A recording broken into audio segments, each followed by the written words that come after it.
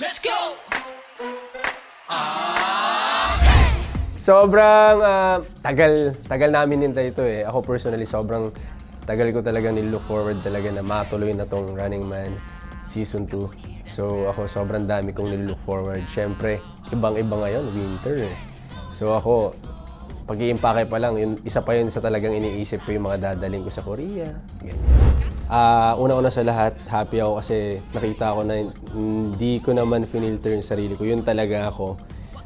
Pangalawa siguro, mas dun ko nakilala yung sarili ko na pagkasama ko yung ibang tao sa umpisa na syempre mas nakilala ko na sila towards the end, ganyan. So, kung mapapansin nyo no season 1, hindi ako masyadong masalita kasi may tendency na nahihiya akong input, ganyan. Parang minsan sasabihin ko, parang, sarilihin ko na lang. Which is, na-open up ko yun sa lahat ng runners after nung first season. So, tingin ko this coming season, parang kahit papano, hindi na ako mahihiya na sabihin kung ano yung nararamdaman ko, kung ano yung mga pwede kong input, ganyan.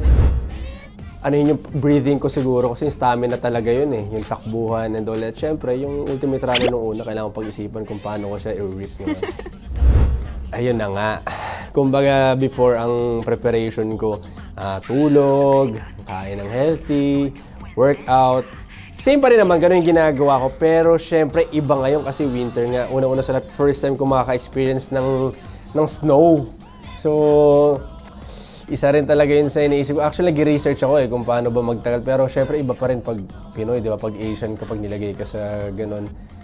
Kinakabahan ako actually kung paano ako tatagal kapag ganun kalamig siguro. Pero kung physical lang,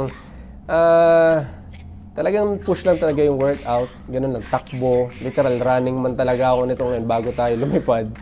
Vitamins, yun lang. Hindi ko na talaga alam kung paano makakasurvive ng winter. Let's go!